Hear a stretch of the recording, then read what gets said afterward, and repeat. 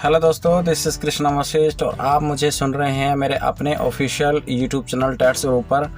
और आज जैसे कि आप देख रहे हैं CTET 2011 CDP question paper discuss होगा। ये जो वीडियो है ये पार्ट 1 होगी और बहुत ही अच्छे से डिस्कस करेंगे, जानेंगे बारीकियों से, एक एक पॉइंट को, एक एक क्वेश्चन को अच्छे से कराऊंगा। तो प्लीज़ देखिएगा, ठीक है। तो स्टार्ट करते हैं, लेट्स स्टार्ट।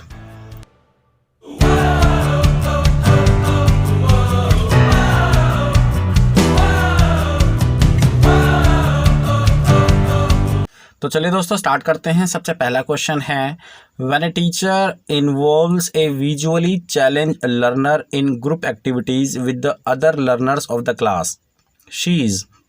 क्वेश्चन को अच्छे से समझा देता हूँ। एक टीचर है और वो एक विजुअली चैलेंज लर्नर है जिसको देखने में प्रॉब्लम है, उसको दूसरे स्टूडेंट के साथ पढ़ाने की कोशिश करता है। तो बेसिकली वो क्या कर रहा है या क्या कर रही है। तो ऑप्शन आपके सामने हैं, देखिएगा। Acting according to the spirit of the inclusive education, helping all the learners to develop sympathy towards the visual challenge learner. C option है, likely to increase the stress on the visually challenge learner. और D option है, creating barriers to learning for the class.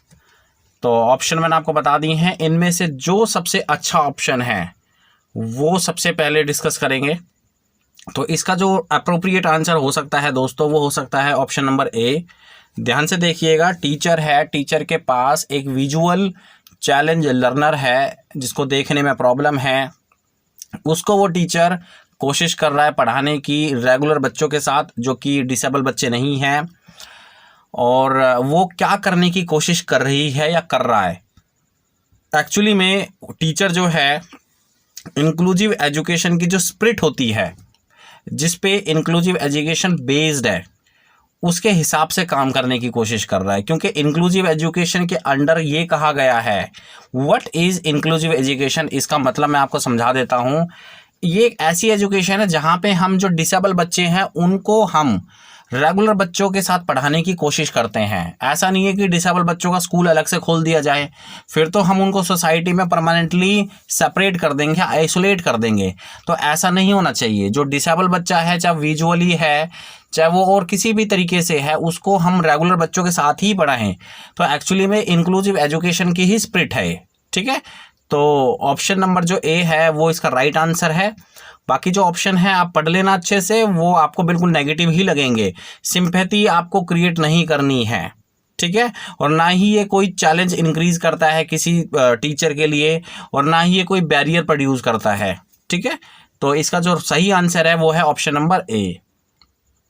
आशा करता हूँ कि आपको अच्छे से समझ में आ गया होगा। उसके बाद मूव करते हैं क्वेश्चन नंबर 2 की तरफ। A teacher uses audio visual aids and physical activities in her teaching because they. एक टीचर है वो ऑडियो विजुअल एड्स का यूज़ करता है अपने टीचिंग के अंदर, और फिजिकल एक्टिविटीज़ का यूज़ करता है अपने टीचिंग स्टाइल के अंदर।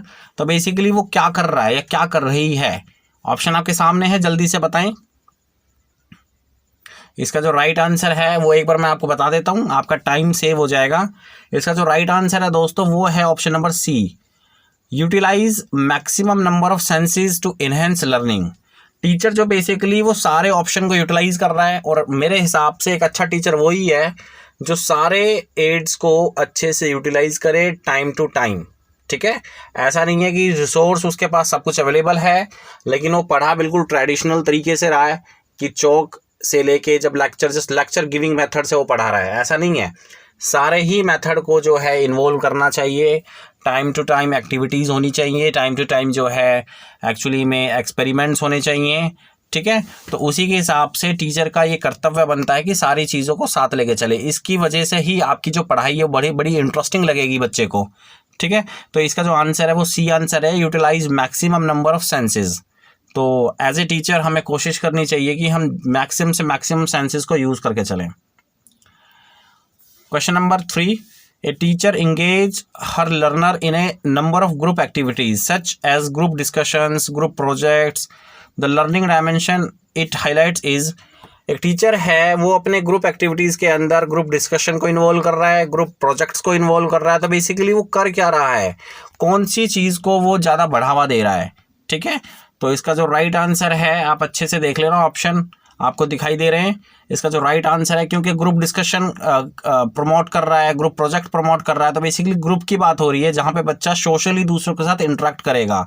तो इसका जो सही आंसर है वो है option number D, learning as a social activity. तो एक्चुअली में वो सोशल एक्टिविटी लर्निंग को बढ़ावा दे रहा है। उम्मीद करता हूँ कि आपको समझ में आ रहा है जो मैं आपको बताने की कोशिश कर रहा हूँ। ठीक है, अच्छे से करेंगे। Question number 4, science and art exhibitions, music and dance shows and bringing out school magazines are mean to. एक स्कूल के अंदर साइंस या और फिर आर्ट एग्जीबिशंस हो रहा है, साइंस एग्जीबिशन हो रहा है, म्यूजिक डांस शोज, ये सारी एक्टिविटीज़ कराई जा रही हैं, तो इसका क्या मतलब है, क्यों ये एक्टिविटीज़ कराई जा रही हैं।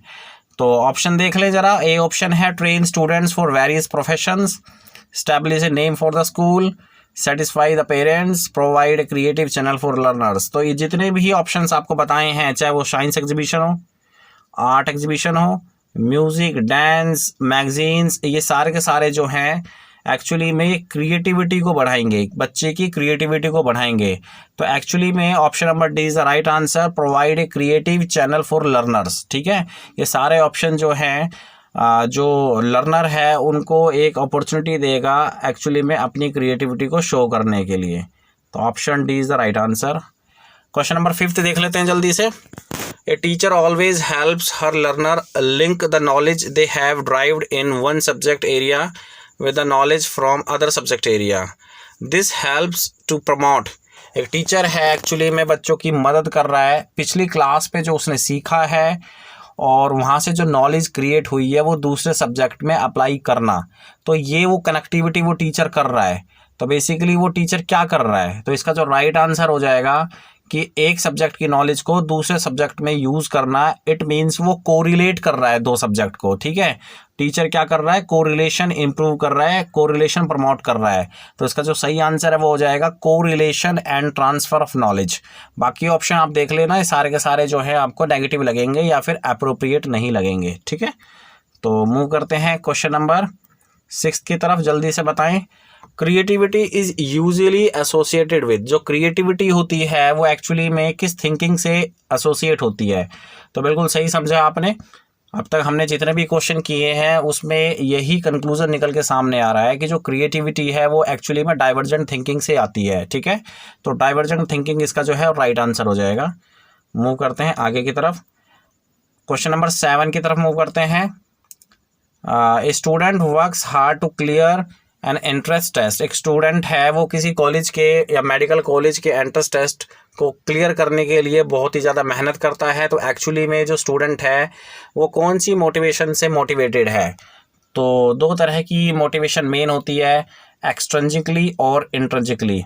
तो इंट्रिंसिकली मोटिवेशन होती है स्टूडेंट के अंदर से अगर पढ़ने के लिए आवाज़ आए, तो इसका जो राइट आंसर है वो इंट्रिंसिकली मोटिवेशन है कि अंदर से कि टारगेट बना लिया है, गोल बना लिया है कि हाँ मेरे को वो चीज़ क्लियर करनी है। और एक होता है एक्सट्रिंसिकली मोटिवेशन जो कि बाहरी फैक्टर से मोटिवेट हो, कि अगर बाहर आपको कोई उसको रीइंफोर्स करे या बाहर उसको कुछ अवार्ड दे, उसको देखते हुए वो चीज़ की तरफ भागे। ठीक है, तो इंट्रिंसिकली इसका आंसर है। मूव करते हैं क्वेश्चन नंबर 8 की तरफ। The doing aspect of behaviour falls in the, जो डूइंग एस्पेक्ट है, जो करने वाला एस्पेक्ट है, वो कौन से डोमेन के अंदर फॉल करता है। ठीक है, ब्लूम टैक्सोनॉमी के अंदर का ये क्वेश्चन है। तो उसका जो राइट आंसर है वो है कॉग्निटिव डोमेन ऑफ लर्निंग, क्योंकि जो कॉग्निटिव डोमेन है उसके ऊपर हमारी थिंकिंग डेवलप होती है, और अगर हमारी थिंकिंग चेंज होनी होती है तो उसमें कॉग्निटिव डोमेन का सबसे ज़्यादा पार्ट होता है। ठीक है, जब हमारी थिंकिंग चेंज होगी तो इट मीन्स हमारे करने का तरीका आएंगे, डूइंग एस्पेक्ट भी आपका चेंज हो जाएगा। बात करते हैं क्वेश्चन नंबर 9 की। अकॉर्डिंग टू प्याजे during the first stage of development, यानी कि प्याजे की जो 4 स्टेज है उसमें जो पहली स्टेज है सेंसरी मोटर स्टेज, जो कि बर्थ से लेकर 2 साल तक की स्टेज होती है, उसमें जो चाइल्ड है वो सबसे अच्छा किस फील्ड में होता है। ठीक है, तो वो चाइल्ड जो लर्न करता है बेसिकली किसके थ्रू सबसे अच्छे तरीके से वो लर्न कर पाता है। तो बताइए, सेंसरी मोटर स्टेज है, सेंसरी मोटर स्टेज में बच्चा जो अपनी सेंसेस के थ्रू अच्छे से लर्न करेगा। सेंसेस मतलब टच करके वो फील लेगा, आंखें बंद करेगा, ठीक है, मुस्कुराएगा तो वो सेंस करेगा, सूंघेगा वो सेंस करेगा, ठीक है। या फिर आप चुटकी बजाओगे तो वो हंसेगा, एकदम से स्माइल कर देगा। आप उसकी मुट्ठी भींच के रखेगा बच्चा, 0 से 2 साल का बच्चा जो है मुट्ठी भींच के रखता है। अगर उसकी मुट्ठी में आप कुछ पेन दोगे या उंगली दोगे तो वो बंद कर लेगा, अचानक से बंद कर लेगा, ठीक है, और टाइट कर लेगा उसे।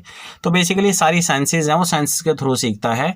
उम्मीद करता हूँ कि आपको समझ में आ रहा है, ठीक है, वो सेंसेस के थ्रू सीखता है। तो इसका जो राइट आंसर है वो है option number A. Option number A is the right answer. Question number 10 देख लेते हैं कि ही theory of learning which totally and only depends on the observable behavior is associated with theory of learning। मतलब एक ऐसी थ्योरी है जो कि ऑब्जर्वेबल बिहेवियर के ऊपर डिपेंड है, मतलब दूसरों के बिहेवियर को देख के सीखना।